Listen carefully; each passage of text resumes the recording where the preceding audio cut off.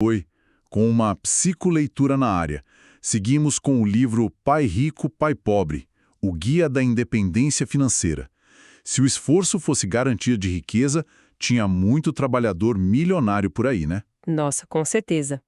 E olha, essa é daquelas reflexões que dão um soco no estômago logo de cara, né? Exato. Hoje a nossa missão nesta análise é justamente dissecar a lição número 3, que é tipo, cuide do seu negócio.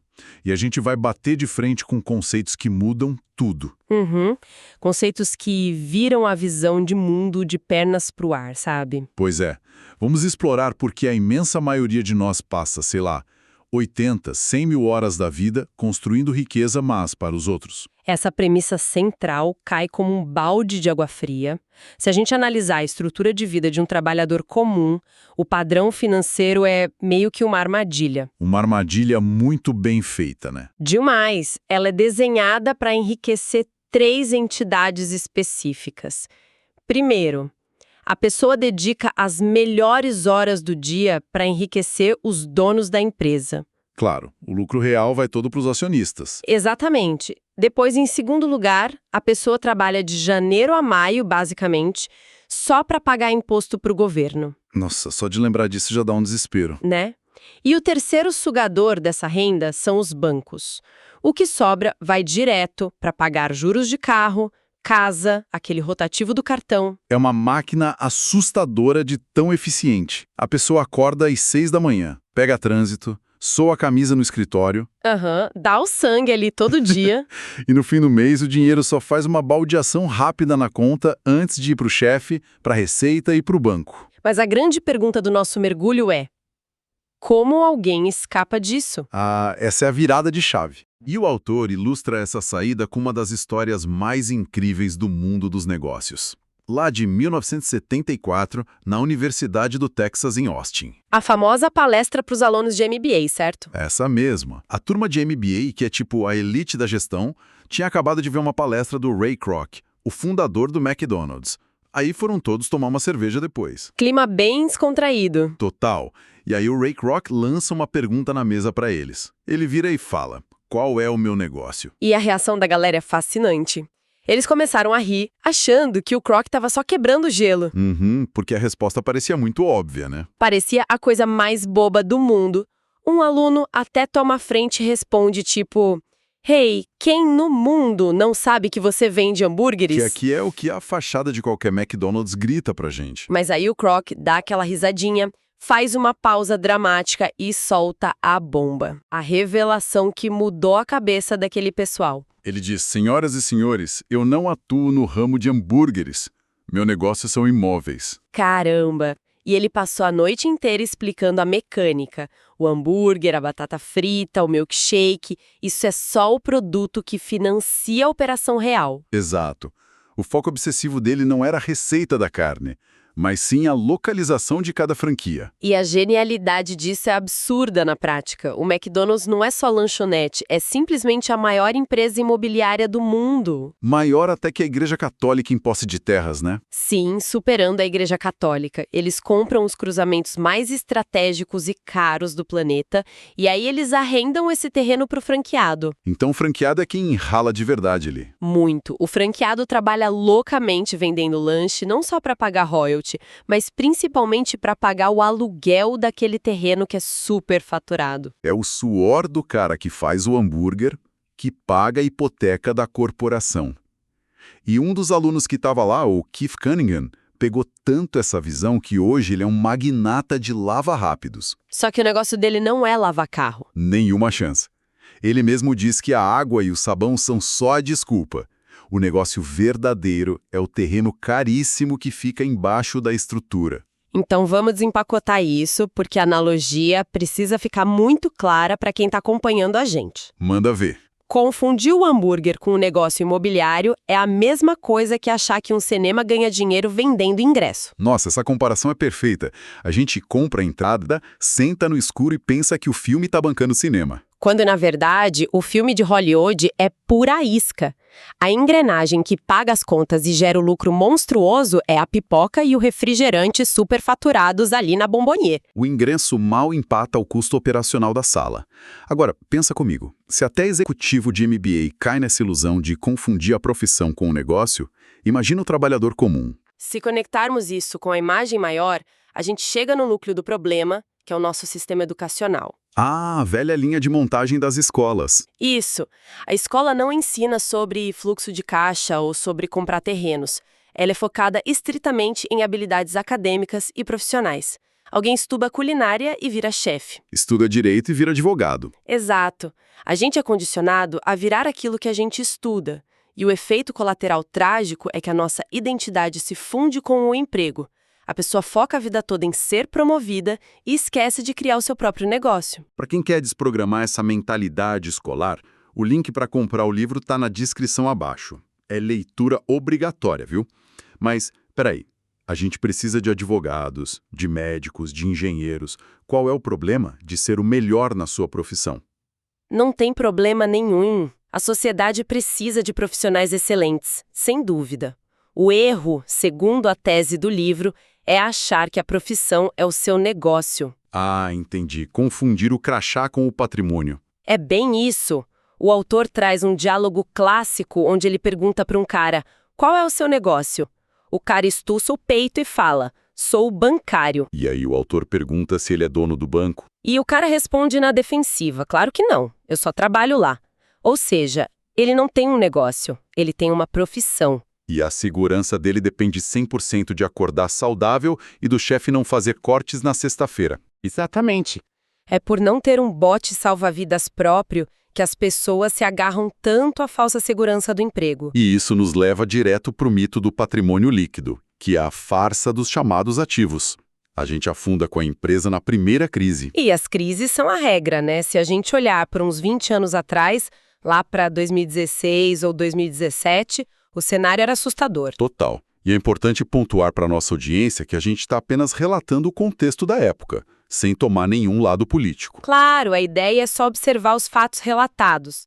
As campanhas políticas giravam em torno do medo de perder emprego. O desemprego global bateu 200 milhões. Tinha a ameaça dos robôs, inteligência artificial chegando no colarinho branco. Pois é, e foi nesse pânico que a classe média percebeu que aquelas casas enormes e os carros do ano não eram ativos. Eles estavam engolindo as famílias financeiramente. Tem uma história irônica do Kiyosaki sobre isso. Ele foi pedir um empréstimo para investir, mas o perfil dele não batia com o algoritmo do banco. O famoso fora do padrão. Isso. Aí, para inflar coluna de ativos no papel, ele listou coisas como ternos da Armani caríssimos e um jogo de tacos de golfe de titânio. E o banco aceitou isso? Bizarro, né? O gerente aceitou terno e taco de golfe como patrimônio. Mas, no fim, o empréstimo foi recusado do mesmo jeito. Porque a renda dele vinha de aluguéis, o que o banco acha arriscado. O sistema prefere um contra-cheque de uma empresa que está quase falindo do que 30 aluguéis caindo na conta. Mostra como as regras do jogo são completamente tortas. Mas aqui é que a coisa fica muito interessante e eu preciso fazer o advogado do diabo. Manda. Como assim a casa própria não é um ativo? Se alguém compra por 300 mil e daqui a 20 anos vale 600 mil, isso é lucro. Como o livro argumenta contra isso? Essa é a maior dor de cabeça para quem começa a estudar finanças. Parece lucro. Até a gente colocar na ponta do lápis o fluxo de caixa. Tá, me explica essa matemática então. Durante esses 20 anos, quanto dinheiro saiu do bolso do dono?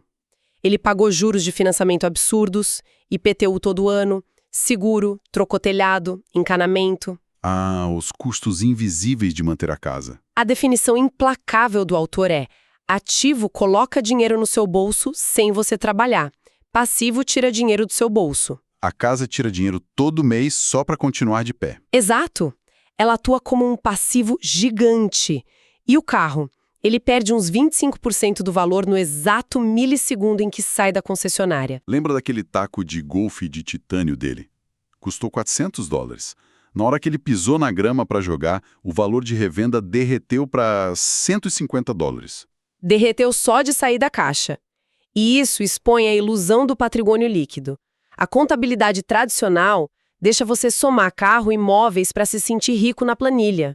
Mas numa crise, se você for demitido e precisar comprar comida, ninguém paga o valor de tabela no seu sofá usado. Vai ter que vender com um deságio gigantesco. E se tiver algum lucro vendendo a casa, o governo morde uma parte enorme com o imposto de ganho de capital. A riqueza vira fumaça. A forma como o livro detalha o que realmente coloca dinheiro no seu bolso é genial. Clique no link da descrição para garantir o exemplar e parar de cair nessa armadilha do banco. É um divisor de águas na forma de enxergar o próprio dinheiro. Mas aí fica a dúvida crucial. Se a casa não é ativo e o carro é um buraco negro, o que diabos a gente deveria estar comprando? O que é cuidar do próprio negócio? E a resposta quebra outro mito gigante.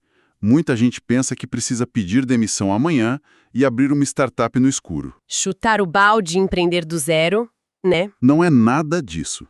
O conselho é super pé no chão.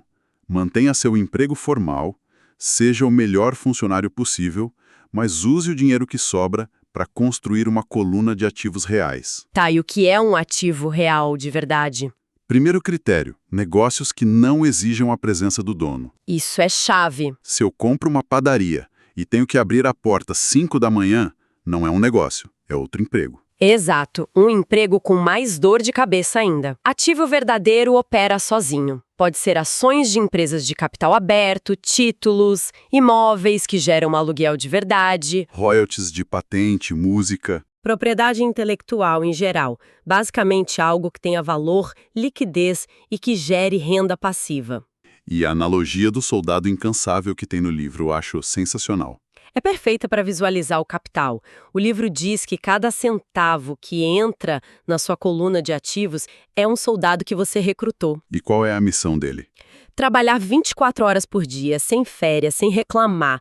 O trabalho do soldado é gerar lucro para comprar mais soldados. E se você saca o dinheiro para comprar uma TV nova? Você está fuzilando seus próprios soldados que poderiam trabalhar para sua família por gerações. Caramba, cansa assim dói na hora de passar o cartão. E o livro também traz o tal do fator paixão. Você precisa investir no que você gosta, senão não vai cuidar. O autor mesmo ama o mercado imobiliário. Ele passa o fim de semana dirigindo, olhando o terreno, avaliando o bairro, né? E usa aquela manobra de reinvestir para adiar imposto. Ele também adora ações de pequenas empresas, porque ele tem alma de empreendedor. Ele já trabalhou na Xerox, sabe que não nasceu para ser funcionário corporativo engravatado. Mas ele avisa que criar empresa é um risco insano. Tipo, 9 em cada 10 falham em 5 anos. É um filtro brutal. A maioria das pessoas não deveria fundar empresas. É melhor usar o salário para comprar pedaços de empresas que já dão lucro. Lembrando que o livro traz exercícios práticos sobre tudo isso na seção de estudo. Peguem o link de compra na descrição para fazer esses exercícios em casa. Isso ajuda muito a fixar. Mas vem cá, e as coisas boas da vida? A nossa audiência deve estar pensando, poxa, vou só trabalhar, poupar, comprar ativo e nunca vou curtir um carro bacana. Isso levanta uma questão importante, que é o paradoxo do luxo. A ideia não é viver de privação para sempre. A grande diferença é o quando e o como você compra. Quem tem cabeça de classe média compra o luxo primeiro, né? Compra logo a SUV importada financiada no suor do próprio trabalho, só para parecer rico. Já os verdadeiramente ricos compram o luxo por último. E a história da esposa do autor é o exemplo perfeito disso. Ela queria muito comprar uma Mercedes. Um desejo normal. Mas o que ela fez? Foi lá e financiou em 60 vezes. Lógico que não. Ela esperou pacientemente por 4 longos anos, enquanto o portfólio de imóveis deles crescia. Ela só comprou a Mercedes quando a renda passiva dos aluguéis pagou o carro à vista. Ela não usou o suor dela. Foram os soldados imobiliários que compraram o carro para ela. A Mercedes virou um troféu da inteligência financeira dela, e não uma dívida que gera ansiedade toda vez que chega o boleto. Exato. O luxo financiado por ativos não pesa na consciência. Ele é uma recompensa verdadeira. Então, o que tudo isso significa? Significa que a gente vê casais jovens se enforcando em dívidas, chegando na aposentadoria doentes e despreparados. A hora de focar na coluna de ativos é agora. É um chamado urgente ao pensamento crítico. O objetivo desse conhecimento não é só bater papo, é aplicar para não chegar no fim da vida só tendo enriquecido o chefe e o banco. Falar que quer liberdade financeira é fácil. Difícil abrir mão da segurança que te mantém preso. Você abriria?